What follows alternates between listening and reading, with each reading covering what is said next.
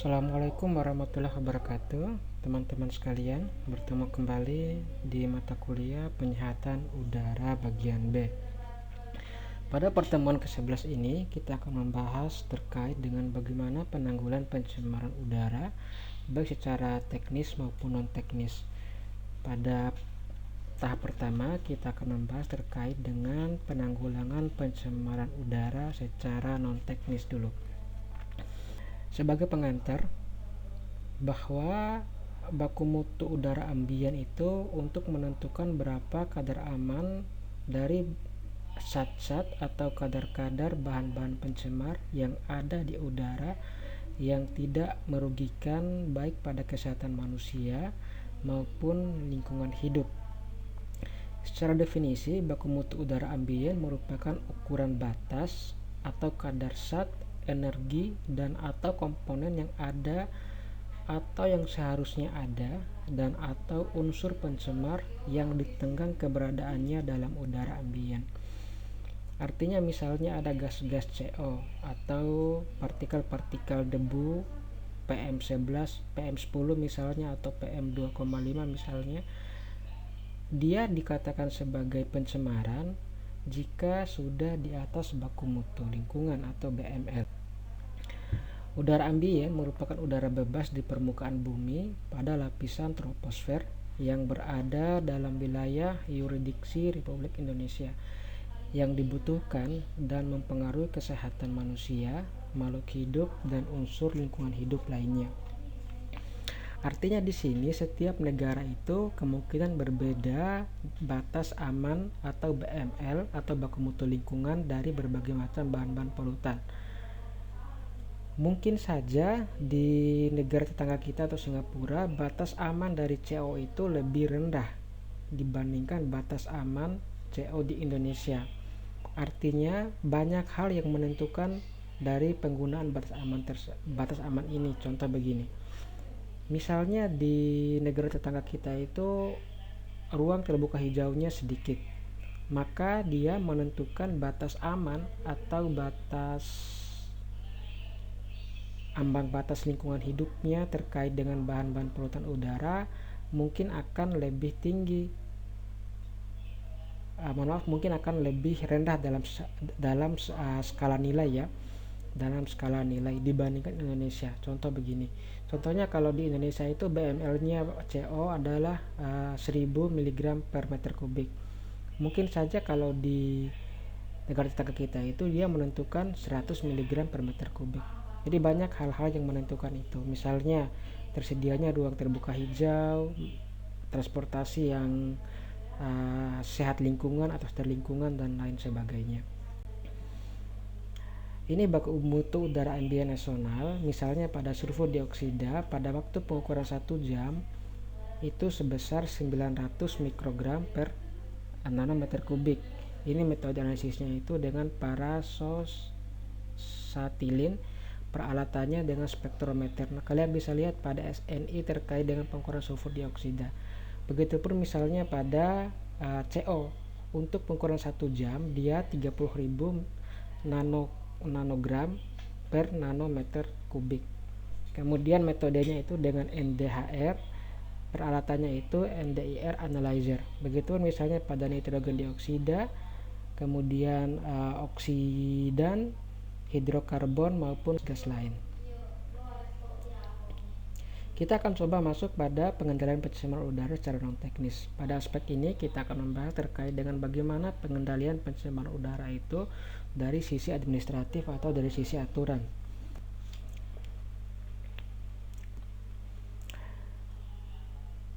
Untuk mendapatkan kesehatan manusia itu perlu adanya industri yang didukung oleh teknologi-teknologi mumpuni yang memudahkan manusia untuk melakukan aktivitas-aktivitasnya. Kemudian dari penggunaan teknologi ini ada yang menguntungkan manusia, ada juga yang merugikan manusia. Yang merugikan manusia itu akan menimbulkan pencemaran. Pencemaran ini perlu kita tanggulangi. Penanggulangannya ini adalah bisa bersifat non-teknis, bisa bersifat teknis.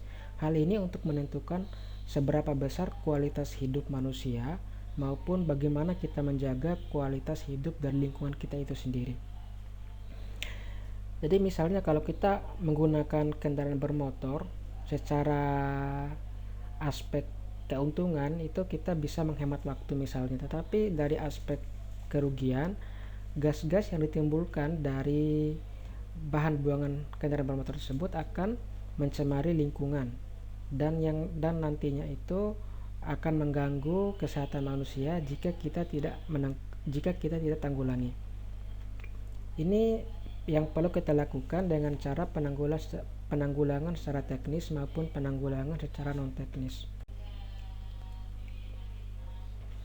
Dari sisi non teknis itu seharusnya berdasar pada peraturan perundang-undangan. Artinya kita membuat aturan-aturan yang harus kita rencanakan, kita atur dan kita awasi.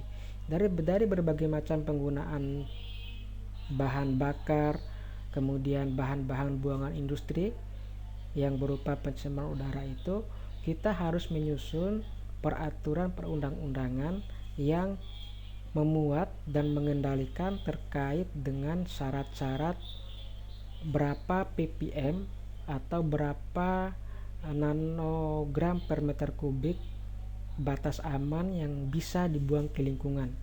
Di sini artinya ada tahapan perencanaan, ada tahapan pengaturan, ada tahapan pengawasan.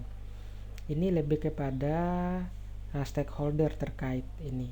Stakeholder misalnya pemerintah, DPR, DPRD, Pemkot, Pemda, maupun sampai kepada presiden. Di dalam peraturan undang-undangan tersebut sebenarnya akan dimuat bagaimana penyajian informasi lingkungan.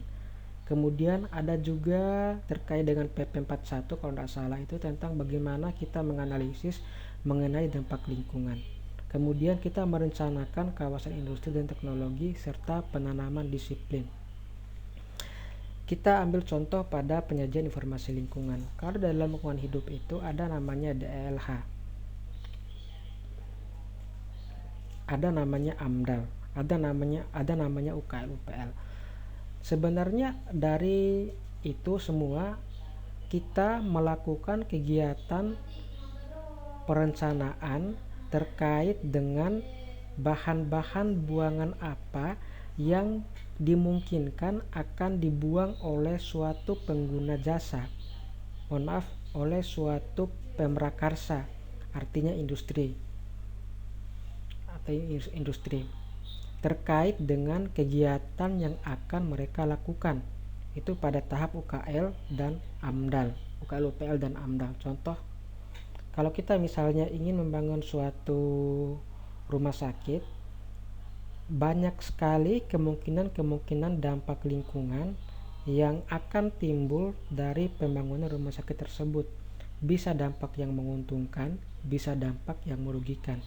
Salah satu dampak yang merugikan itu adalah adanya dampak-dampak secara fisik dan dampak-dampak kesehatan masyarakat. Dampak-dampak secara fisik pada AMDAL itu misalnya timbulnya pencemaran udara.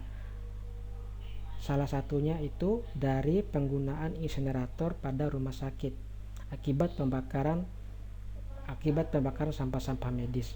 Jadi dari pembuangan insinerator tersebut akan menimbulkan debu-debu halus atau fly ash, atau akan menimbulkan gas-gas sulfur dioksida maupun gas-gas CO misalnya.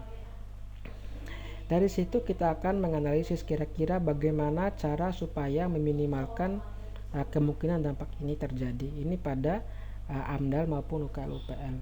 Kemudian dari situ sebenarnya ada juga kita merencanakan kawasan industri dan teknologi.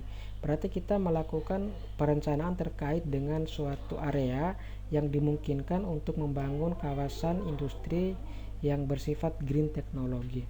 Kemudian dari situ kita harus penanaman disiplin.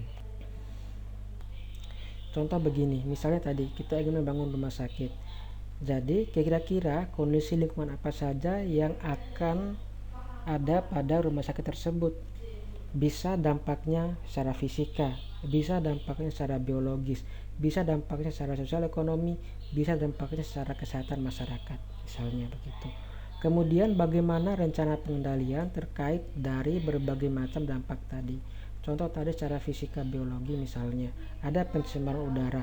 pencemar udara itu bahan-bahannya apa saja yang mungkin dimasukkan di pengendalian tadi.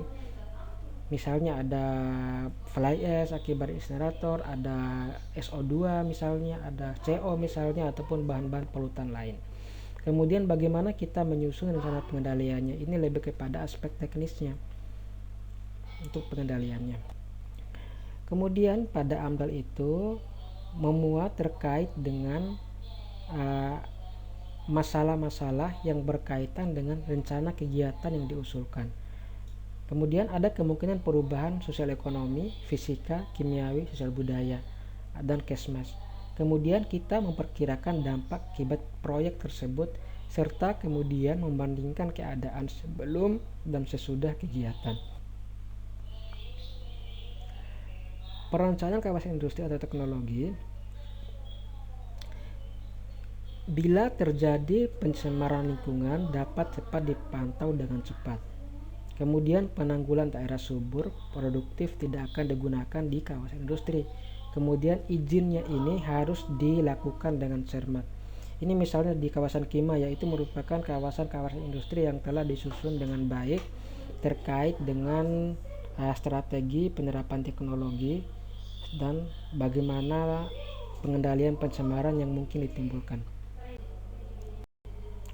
Ventilasi merupakan penyediaan udara segar ke dalam ruangan dan pengeluaran udara kotor dari suatu ruangan tertutup secara alamiah maupun mekanis. Tujuannya menghilangkan gas-gas yang tidak menyenangkan, kemudian menghilangkan uap air yang timbul sewaktu memasak, dan sebagainya.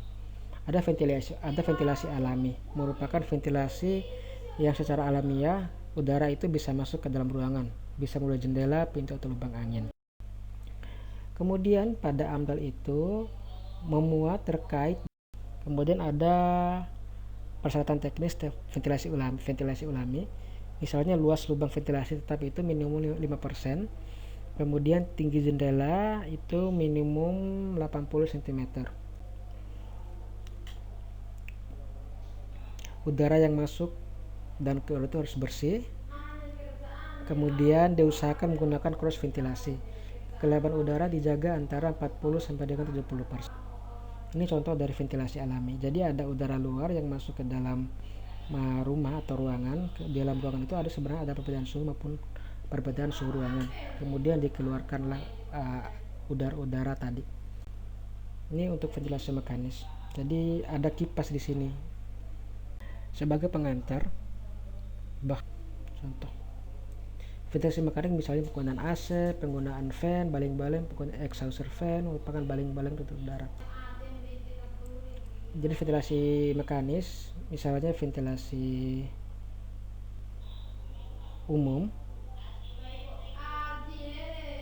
ada juga ventilasi lokal atau local exhaust.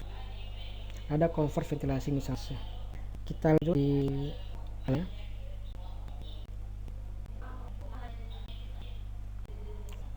absorpsi dan filtrasi. Filtrasi merupakan suatu pembersihan partikel padat dari suatu fluida dengan melewatkannya pada medium penyaringan atau septum di mana zat padat itu tertahan. Mekanismenya ada mekanisme HEPA, ini untuk menangkap partikel polutan kecil dari yang lebih kecil dari serat-serat dari ruang celah antar serat. Partikel ini terjebak dan melekat pada serat gelas melalui kombinasi 3 interrupsi. Jadi partikel ini akan melewati pada garis-garis ini. Udara. Ini untuk filternya. Jadi partikel-partikel tadi akan tertahan pada pada penampang filter ini. Filter mekanismenya ada mekanisme. Jadi partikel ini akan melewati pada garis-garis ini. Udara. Ini untuk filternya. Tekniknya adalah pengumpulan gas berdasarkan kemampuan gas pencemar yang terabsorpsi bereaksi dengan larutan pada reaksi spesifik, larutan absorben.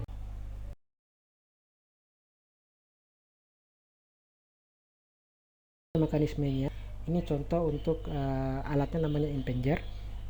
Ini contoh alatnya, ini contoh alatnya.